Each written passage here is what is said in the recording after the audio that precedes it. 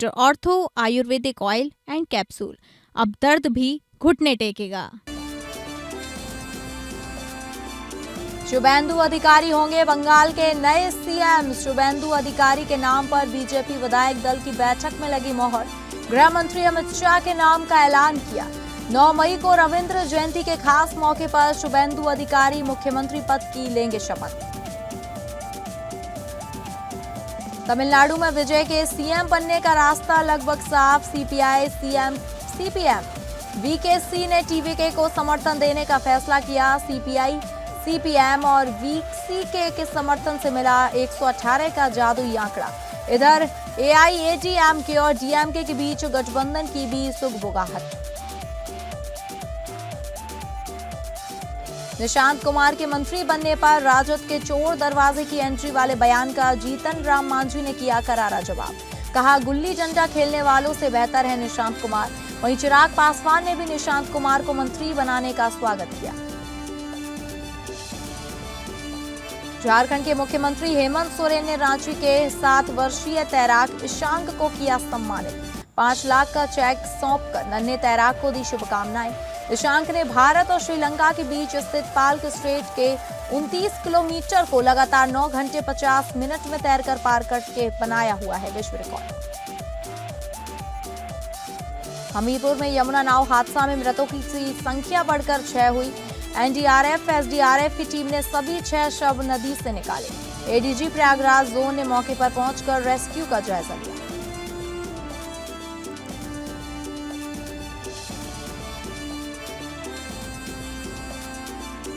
नमस्कार, आप सभी का स्वागत है और मैं हूं आपके साथ अंकिता सिंह। बुलेटिन की शुरुआत करेंगे जहां पश्चिम बंगाल में बीजेपी को अपना पहला मुख्यमंत्री मिल गया है। शुभेंदु अधिकारी के नाम का बंगाल के अगले मुख्यमंत्री के तौर पर ऐलान हो गया है। केंद्रीय गृह मंत्री अमित शाह की मौजूदगी में हुए बीजेपी विधायक दल की बैठक में शुभेंदु अधिकारी को नेता चुन लिया गया है। अमित शाह ने नाम का ऐलान किया। अब 9 मई को रविंद्र जयंती के खास मौके पर सुबह 11 बजे शुभेंदु अधिकारी मुख्यमंत्री पद की शपथ लेंगे, जिसमें प्रधानमंत्री नरेंद्र मोदी और अमित शाह समेत कई राज्यों के मुख्यमंत्री शामिल होंगे। भवानीपुर की हॉट सीट पर ममता बनर्जी को 15,000 से ज्यादा वोटों से धूल चटाने के बाद से ही उन्हें इस पद का सबसे मजबूत दावेदार माना जा रहा था। इसके साथ चर्चा ये भी है कि राज्य में संतुलन बनाने के लिए 2 डिप्टी सीएम भी बनाए जा सकते हैं। इसमें एक महिला उप मुख्यमंत्री का होना करीब करीब तय माना जा रहा है। लगभग 8 प्रस्ताव और समर्थन प्राप्त हुए हैं और सभी प्रस्ताव और समर्थन एक ही नाम के मिले हैं। उसके बाद दूसरे नाम के लिए भी सबको समय दिया गया, पर्याप्त समय दिया गया, मगर कोई दूसरा नाम नहीं आया है। इसलिए केंद्रीय पर्यवेक्षक के रूप में मैं श्री शुभेंदु अधिकारी जी को पश्चिम बंगाल विधानमंडल दल के नेता के रूप में निर्वाचित घोषित करता हूं। विजय के तमिलनाडु के सीएम बनने का रास्ता साफ होता नजर आ रहा है। सीपीआई सीपीएम और वीसीके ने टीवीके को समर्थन देने का फैसला लिया है, जिसके साथ ही टीवीके बहुमत के आंकड़े तय तक पहुंच गया है। सीपीआई सीपीएम और वीसीके 2 को मिलाकर कुल 6 सीटें होती हैं। इसके अलावा कांग्रेस ने 5 विधायकों के साथ टीवीके को समर्थन देने की बात कही है, जिसके बाद अब यह गठबंधन आसानी से बहुमत का आंकड़ा पा लेगी। विजय की टीवीके के पास 108 सीटें हैं। हालांकि इसमें विजय ने 2 सीटों पर जीत दर्ज की है। कांग्रेस के 5 विधायकों के समर्थन से यह आंकड़ा 113 हो जाता है। वहीं सीपीआई सीपीएम और वीसीके के कुल 6 विधायकों को भी जोड़ दें तो ये गठबंधन 118 के आंकड़े तक पहुंच जाता है। इस तरह से विजय के सीएम बनने का रास्ता भी साफ हो गया है। वहीं थलापति विजय की पार्टी टीवीके को अब तक सरकार बनाने का न्योता नहीं मिला है। तमिलनाडु के गवर्नर एक्टर विजय की टीवीके को पहले बहुमत वाला नंबर 1 नंबर दिखाने को बोल रहे थे। थलापति विजय 2 बार गवर्नर से मिल चुके हैं, दोनों बार निराशा ही हाथ लगी है। इसी बीच खबर यह है कि तमिलनाडु में थलापति विजय की टीवीके की सरकार न बने, इसके लिए एआईएडीएमके और डीएमके के बीच गठबंधन की सुगबुगाहट तेज है। यही कारण है कि अब एक्टर विजय ने बड़ा दांव चल दिया है। इससे तमिलनाडु की सियासत में नया ट्विस्ट आ गया है।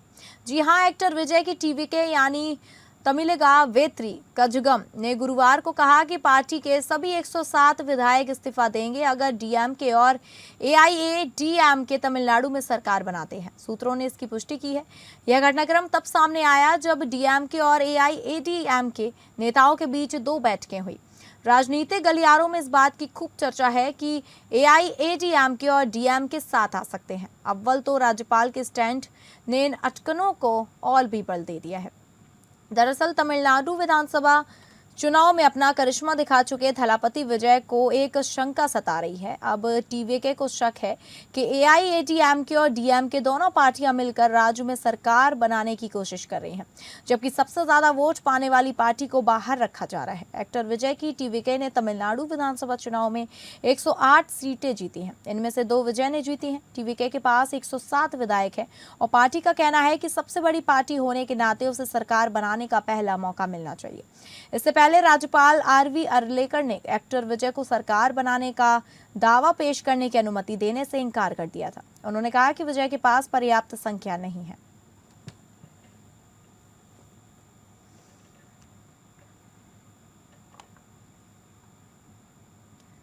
बिहार में सम्राट चौधरी के नेतृत्व में नए मंत्रिमंडल का विस्तार हो चुका है। इस नए फेरबदल और खासकर नीतीश कुमार के बेटे निशांत कुमार को मंत्री बनाए जाने पर सियासत गर्मा गई है। जहां एक तरफ राजद इसे चोर दरवाजे की एंट्री बता रही है, वहीं केंद्रीय मंत्री जीतन राम मांझी ने एनडीए सरकार का बचाव करते हुए विपक्ष पर तीखा हमला बोला है। केंद्रीय मंत्री ने नए मंत्रिमंडल का स्वागत करते हुए कहा कि सम्राट चौधरी के नेतृत्व में बना यह नया मंत्रिमंडल पूरी तरह संतुलित है। इसमें युवा जोश और अनुभव का सही तालमेल बिठाया गया है। मांझी ने कहा, यह मंत्रिमंडल बिहार को आगे ले जाने का जो सम्राट चौधरी का सपना है, उसे नीतीश कुमार के कुशल निर्देशन में पूरा करेगा। इसमें समाज के हर वर्ग और क्षेत्र का ध्यान रखा गया है। जब मांझी ने निशांत कुमार को मंत्री बनाए जाने और विपक्ष के आरोपों पर सवाल पूछा गया तो उन्होंने बड़े ही बेबाक अंदाज में जवाब दिया। मांझी ने कहा कि क्या निशांत कुमार इंसान नहीं है? क्या वो बिहार के नागरिक नहीं है? तेजस्वी और तेज प्रकाश यादव पर परोक्ष रूप से हमला बोलते हुए मांझी ने कहा, इधर उधर गुल्ली डंडा खेलने वालों को जब लोग मंत्री बना देते हैं तो उनसे तो निशांत कुमार ही बेहतर और संतुलित व्यक्ति हैं। वे पढ़े लिखे हैं और हम समझते हैं कि वे बिहार के लिए अच्छा काम करेंगे। राजद द्वारा यह कहे जाने पर कि निशांत 2 दिन की यात्रा में थक गए, इसलिए उन्हें पिछले दरवाजे से मंत्री बनाया गया। मांझी ने 2 टूक कहा कि विपक्ष का काम केवल बोलना है और हम उसके हर बयान पर रिएक्शन देना जरूरी नहीं समझते। नया मंत्रिमंडल का गठन हुआ है बिहार में, यानी हमारे सम्राट चौधरी जी के नेतृत्व में। उनको शुभकामना देते हैं, बधाई देते हैं। बहुत संतुलित मंत्रिमंडल का गठन हुआ है। सभी क्षेत्रों पर ध्यान दिया गया है, सभी तबके के लोगों को ध्यान दिया गया है और बुजुर्ग और नौजवान सबका संतुलन बना करके आगे बिहार, इसी से प्रचलित होता है कि बिहार को आगे ले जाने का हमारे सम्राट चौधरी जी का जज्बा है। नीतीश कुमार के निर्देशन में बिहार और आगे बढ़ेगा। रांची के 7 वर्षीय प्रतिभाशाली तैराक नन्हे ईशांक सिंह ने भारत और श्रीलंका के बीच स्थित पाल्क स्ट्रेट के 29 किमी को लगातार 9 घंटे 50 मिनट तैरकर पार करते हुए विश्व रिकॉर्ड बनाकर झारखंड सहित पूरे देश का नाम रोशन किया है, जिसके उपलक्ष्य में राज्य के मुख्यमंत्री हेमंत सोरेन ने प्रतिभाशाली तैराक नन्हे ईशांक को 5 लाख का सम्मान राशि, अंग वस्त्र और स्मृति चिन्ह भेंट कर सम्मानित किया। इस क्रम में कांके रोड स्थित अपने आवासीय कार्यालय में मुख्यमंत्री ने ईशांक और उनके परिवारजनों से मुलाकात कर इस अद्भुत उपलब्धि के लिए उन्हें बधाइयां देते हुए उनके उज्जवल भविष्य की कामना भी की। तो वहीं सीएम ने इस अवसर की खास तस्वीरें सोशल मीडिया पर एक पोस्ट के माध्यम से साझा करते हुए ये लिखा कि इतनी कम उम्र में ईशांक ने जिस साहस, अनुशासन और दृढ़ इच्छा शक्ति का परिचय दिया है, वह पूरे झारखंड समेत देश के लिए गौरव का क्षण है। उनकी ऐतिहासिक उपलब्धि राज्य के लाखों युवा खिलाड़ियों के लिए प्रेरणा स्रोत बनेगी। बहरहाल झारखंड सरकार खेल प्रतिभाओं को आगे बढ़ाने के लिए निरंतर प्रयासरत है। सीएम ने बताया कि खिलाड़ियों को बेहतर प्रशिक्षण, आधुनिक सुविधाएं और हर संभव सहयोग उपलब्ध कराया जा रहा है ताकि झारखंड झारखंड के युवा राष्ट्रीय एवं अंतर्राष्ट्रीय स्तर पर नई पहचान स्थापित करें। वहीं नन्हे शशांक के उज्जवल भविष्य के लिए उन्हें ढेरों शुभकामनाएं देते हुए सीएम ने यह भी लिखा कि झारखंड का मान ऐसे ही ऊंचाइयों तक पहुंचता रहे।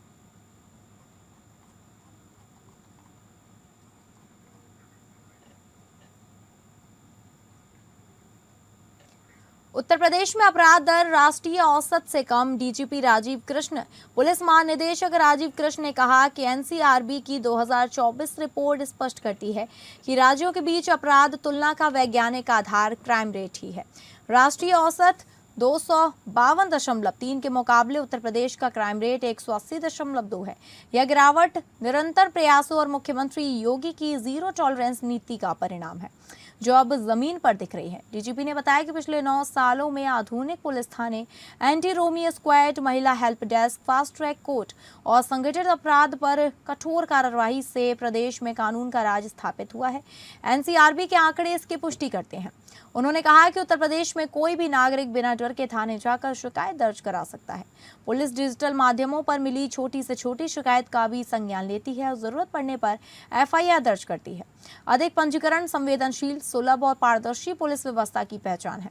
मुख्यमंत्री के विजन के तहत यूपी पुलिस इसी संस्कृति को मजबूत कर रही है।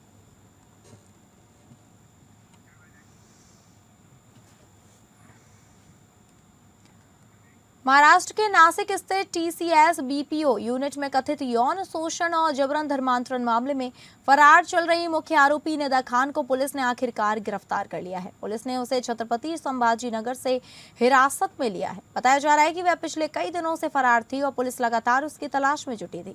इस मामले में निदा खान पर कर्मचारियों के साथ कथित यौन उत्पीड़न, मानसिक प्रताड़ना और धर्मांतरण के लिए दबाव बनाने जैसे गंभीर आरोप लगे हैं।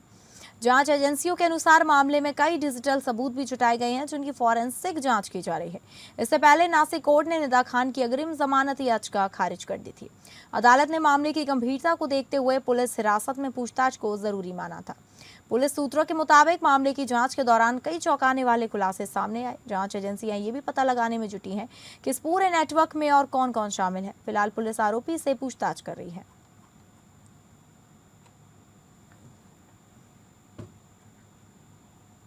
जहां हमीरपुर के कुरारा थाना क्षेत्र में यमुना नदी में नाव पलटने से हुए हादसे में मरने वालों की संख्या 6 हो गई है।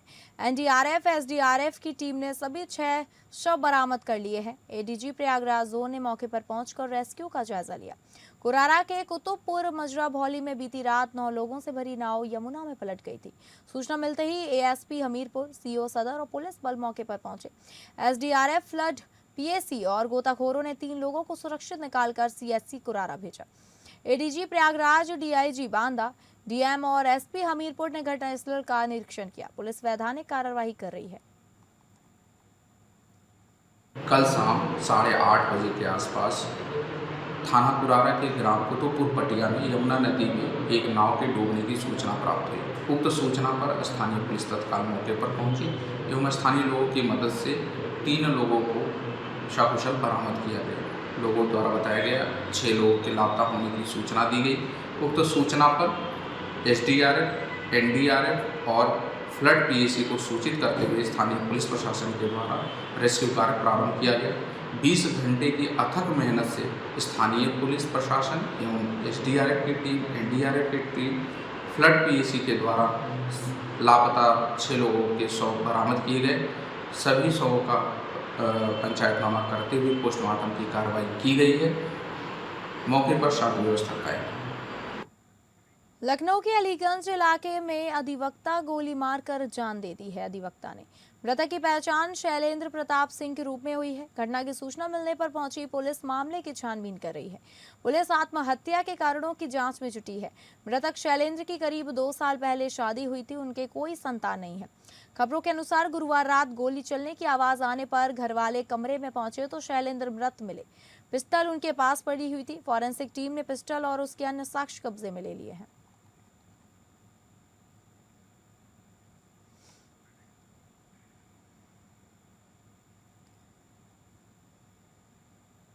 हमीरपुर जिले से शर्मसार करने वाली तस्वीर सामने आई है। यहां बारात लेकर जा रहे दूल्हे को दबंगों ने रास्ते में रोककर बेरहमी से पीटा।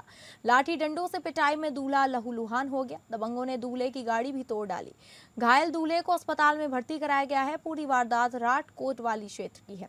7 मई को मूरत राजपूत निवासी झिन्नावीरा मजगवा ने थाना राठ में तहरीर दी। बताया गया कि अंबर और उसके साथ 12 से 15 अज्ञात लोगों ने मिलकर छोटे भाई दूल्हे मुन्ना लाल और बड़े भाई जगदेव से मारपीट, गाली गलौज और जान से मारने की धमकी दी। पुलिस ने एक नामजद और 12 से 15 अज्ञात के खिलाफ केस दर्ज किया है।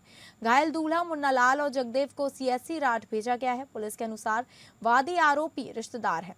पुरानी रंजिश में घटना हुई। CO राठ ने बताया कि अज्ञात आरोपियों की पहचान कर गिरफ्तारी के प्रयास किए जा रहे हैं। आज दिनांक 7 मई 2026 को वादी मूरत राजपूत पुत्र गुलाब सिंह निवासी झिन्नावीरा थाना मजगवा जनपद हमीरपुर द्वारा थाना राठ पर उपस्थित होकर लिखित तहरीर दी गई। तहरीर में बताया गया कि अभियुक्त अंबर पुत्र रविंद्र राजपूत निवासी ग्राम कैथा थाना राठ जनपद हमीरपुर तथा उसके साथ अन्य अज्ञात व्यक्तियों द्वारा एक राय होकर वादी के छोटे भाई मुन्ना लाल, जिसकी आज बारात थी, एवं बड़े भाई जगदेव के साथ मारपीट, गाली गलौज तथा जान से मारने की धमकी दी गई। वादी से प्राप्त तहरीर के आधार पर थाना राठ में एक नामजद व अज्ञात व्यक्तियों के विरुद्ध सुसंगत धाराओं में अभियोग पंजीकृत किया गया है। घटना में घायल मुन्नी लाल एवं जगदेव को चिकित्सीय परीक्षण हेतु कानपुर पुलिस को एक बड़ी सफलता हाथ लगी है। शहर में करोड़ों रुपए के फर्जीवाड़े और हवाला नेटवर्क के कथित मास्टरमाइंड महफूज आलम उर्फ पप्पू छुरी को पुलिस ने गिरफ्तार कर लिया है। आरोपी लंबे समय से फरार चल रहा था और फरारी के दौरान कोलकाता में एक TMC नेता की पनाह में छिपा हुआ था।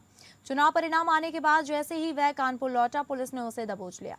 पूरे मामले का खुलासा श्याम नगर चौकी क्षेत्र में हुई 24 लाख रुपए की लूटकांड की जांच के दौरान हुआ। जांच आगे बढ़ने पर पुलिस के सामने करोड़ों रुपए के फर्जी लेन देन, हवाला नेटवर्क और फर्जी कंपनियों का बड़ा सिंडिकेट सामने आया। पुलिस के अनुसार अब तक की जांच में करीब 1600 करोड़ रुपए के फर्जीवाड़े और 16 बैंकों के 100 से अधिक खातों से 3200 करोड़ रुपए से ज्यादा के ट्रांजैक्शन का खुलासा हुआ। पुलिस जांच में सामने आया कि महफूज आलम भोले भाले मजदूरों, बेरोजगार युवकों और आर्थिक रूप से कमजोर लोगों के दस्तावेजों का इस्तेमाल कर उनके नाम पर फर्जी फॉर्म और बैंक खाते खुलवाता था। इन खातों के जरिए करोड़ों रुपए का लेन देन किया जाता था। आरती इंटरप्राइजेज, राजा इंटरप्राइजेज समेत कई फर्जी कंपनियों के नाम जांच में सामने आए। कानपुर में 16 फरवरी 2026 को चकेरी थाना क्षेत्र के अंतर्गत श्याम नगर चौकी के पास क्षेत्र में एक लूट की घटना होती है, जिसका CCTV फुटेज सामने आता है और उस पर पुलिस जब जांच पड़ताल करती है तो वो लूट 8 लाख रुपए की बताई जाती है। लेकिन 8 लाख रुपए से शुरू हुई ये लूट पहुंचती है 3200 करोड़ के ट्रांजैक्शन के आसपास, जिसका जो मास्टरमाइंड था वो था महफूज अली उर्फ पप्पू छुरी। पप्पू छुरी लोगों को सरकारी स्कीमों के नाम पर उनके बैंकों में खाते खुलवाता था, जिसमें व्यापारियों की मोटी रकम का ट्रांजैक्शन किया जाता था। अब पुलिस के लिए ये बड़ा सवाल है कि आखिर ये मोटा जो ट्रांजैक्शन होता था, इस रकम को कहां इस्तेमाल किया जाता था।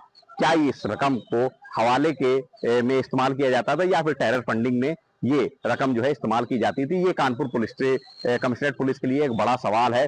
फिलहाल पप्पू छुरी ने ये बात कबूल की है कि उसे 1 लाख रुपए में 300 रुपए मिलते थे कमीशन। अब 300 रुपए की कमीशन के लिए कोई इतना बड़ा फ्रॉड क्यों करेगा, ये भी एक बड़ा सवालिया निशान है। अब आपको बताते चले कि ये जो घटना हुई है इसमें 12 बैंकों में 68 खातों के द्वारा ये पूरा काम किया गया है, जिसमें कानपुर के जो कमिश्नर रघुवीर लाल, उनका कहना है कि जिन लोगों की संलिप्तता इसमें पाई जाएगी उनको भी बख्शा नहीं जाएगा। फिलहाल अभी ये देखना बाकी है कि कानपुर की कमिश्नरेट पुलिस इसमें जांच में क्या कुछ तथ्य सामने आते हैं। एटीएन न्यूज के लिए कुणाल सिंह, कानपुर। रायगढ़ शहर के ऐतिहासिक एवं आस्था के प्रमुख केंद्र गजमार पहाड़ मंदिर में 31 फीट ऊंची भव्य कांस्य बजरंगबली प्रतिमा स्थापना के लिए शुक्रवार को विधिवत भूमि पूजन किया गया। वित्त मंत्री एवं रायगढ़ विधायक गोपी चौधरी ने वैदिक मंत्रोच्चारण और विधि विधान के साथ भूमि पूजन संपन्न कराया।